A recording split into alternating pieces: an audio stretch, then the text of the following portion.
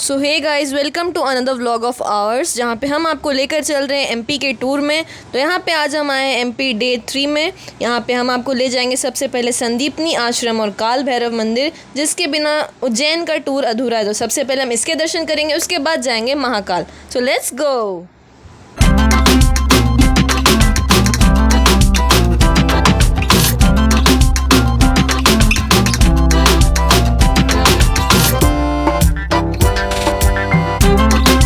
हे guys, आप लोग कैसे हैं? हम तो अच्छे हैं और घूम रहे हैं और अभी एमपी टूर पे निकले हैं। तो एमपी टूर के दौरान अभी सब जगह घूमते घूमते हम लोग पहुँचे हैं उज्जैन।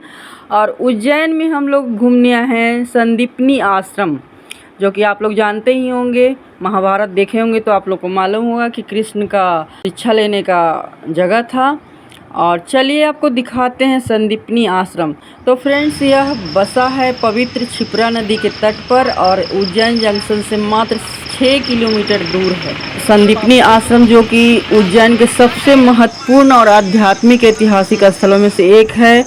और यह पौराणिक कथाओं के लिए बहुत ही मशहूर है। और आप अपने विरासत को देखना चाहते हैं तो यहाँ आप ज़रूर आइए।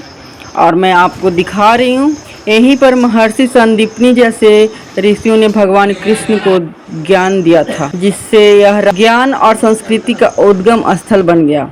मध्य प्रदेश के आश्रम, मंदिर और पवित्र नदियाँ बहुत कुछ बताती हैं। तो इस ब्लॉग में चलिए जानते हैं संदीपनी आश्रम के बारे में और इसके महत्व के बारे में, आध्यात्मिक महत्व के बारे में सब कुछ चलिए जानेंगे। तो फ्रेंड्स, संदीपनी आश्रम की कहानी मैं आपको बता दूं और यहाँ के महापुरुषों के बारे में भी मैं आपको बता देती हूँ। तो फ्रेंड्स, संदीपनी आश्रम भगवान कृष्ण, बलराम और सुदामा के गुरुजी महर्षि संदीपनी के साथ अपने जुड़ाव के लिए जाना जाता है। और ऐसा माना जाता है कि भगवान कृष्ण ने अपने भाई और प्रिय मित्र सुदामा के साथ इसी जगह पे अपनी शिक्षा प्राप्त की थी। हम लोग जितनी कहानियाँ बचपन में पढ़ते हैं, लकड़ी बीनने का और जंगल जाने का, सब इसी जगह पे हुआ होगा। आप इमेजिन कर सकते हो। यहाँ पे संदीपनी के मार्गदर्शन में कृष्ण जी ने प्राचीन शास्त्रों का ज्ञान लिया था। कहा तो यह भी जाता है कि केवल 64 दिनों में भगवान कृष्ण ने युद्ध तकनीकों से लेकर संगीत और ब्रह्मांड के रहस्यों तक 64 विभिन्न कौशलों में महारत हासिल की थी। यह वह स्थान है जहाँ कृष्ण ने अपने आजीवन मित्र सुदामा से मुलाकात की, जिससे एक बंधन मजबूत हुआ, जो बाद में दोस्ती और भक्ति की एक दिल छू लेने वाली कहानी बन गई। महाभारत के इतिहास में रचा बसा संदीपनी आश्रम न केवल ऐतिहासिक और आध्यात्मिक महत्व रखता है, बल्कि ज्ञान का प्रतीक भी है। तो फ्रेंड्स, आश्रम के बीचों बीच आपको गुरु संदीपनी का मंदिर मिलेगा और मैं आपको दिखा रही हूँ। साथ ही भगवान कृष्ण, बलराम और सुदामा की मूर्तियाँ भी हैं, जो आने वालों को गुरु और शिष्य के बीच गहरे रिश्ते की याद दिलाती है।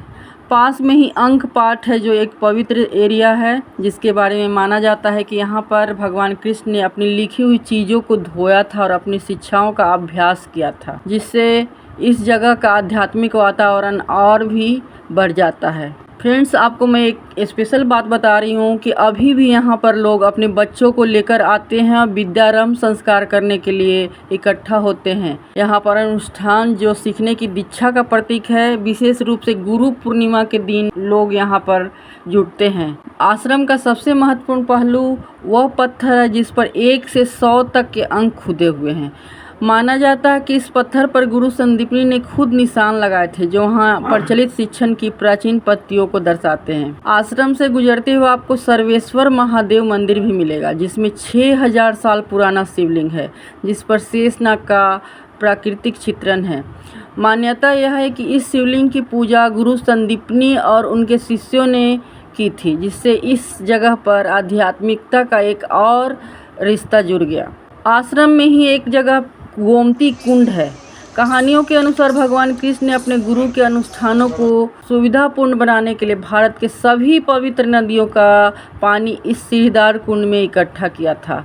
इस कुंड का पानी बहुत ही पवित्र माना जाता है और इसीलिए भक्त अपनी बोतलों में पानी भरकर अपने घर ले जाते हैं। फ्रेंड्स, यहाँ आने वाले लोग सुबह 9 बजे से शाम 7 बजे के बीच संदीपनी आश्रम में आते हैं और घूमते हैं। यह मंगलनाथ रोड पर स्थित है और यह आश्रम उज्जैन से आसानी से पहुंचा जा सकता है। तो फ्रेंड्स, यह पौराणिक कथाओं और एक विरासत के रूप में संदीपनी आश्रम बहुत ही महत्व रखता है और यहाँ का यात्रा आपको एक शांति प्रदान करता है और एक यादगार बन जाता है। तो आज ही आप भी अपनी प्लानिंग करें और इस यात्रा पर निकले और भगवान कृष्ण, सुदामा और बलराम के पद चिन्हों पर चलते हुए अतुल्य भारत के हृदय में स्थित संदीपनी आश्रम में आए और विजिट करें। और आपको कैसा लगा मुझे कमेंट भी करें। मुझे तो बहुत अच्छा लगा और मैं सब कुछ एरिया कवर करने की कोशिश की हूँ, तो आप लोग बोलिएगा कैसा लगा। तो गाइज़ यहाँ पे संदीपनी आश्रम का सफ़र ख़त्म हुआ। काफ़ी अच्छा लगा होगा अगर आपको माइथोलॉजी पसंद है तो ये जगह, और आपको काफ़ी कुछ देखने को यहाँ मिलेगा। पूरे चित्र बने हुए हैं जिसे आप देखकर अंदाज़ा लगा सकते हैं। अब चलिए काल भैरव मंदिर। एमपी टूर के दौरान अब हम लोग पहुँचे हैं काल भैरव मंदिर, और काल भैरव मंदिर के बिना ये टूर अधूरा माना जाता है। तो सबसे पहले लोग दर्शन करते हैं काल भैरव का, उसके बाद ही उज्जैन के मंदिरों का दर्शन करते हैं, महाकाल का दर्शन करते हैं। तो फ्रेंड्स, एक काल भैरव मंदिर के बारे में एक रहस्य है जिसे आप लोग भी जानना चाहेंगे। फ्रेंड्स, काल भैरव मंदिर के बारे में एक रहस्य प्रचलित है और यहाँ पे ऐसा कि सभी लोग जानते हैं यहाँ पे शराब चढ़ाया जाता है और आपको मैं दिखाऊंगी भी। तो फ्रेंड्स, काल भैरव मंदिर के कई रहस्य हैं। बनारस यानी कि वाराणसी और उज्जैन में स्थित मंदिर दोनों ही भगवान शिव के उग्र रूप काल भैरव को समर्पित है।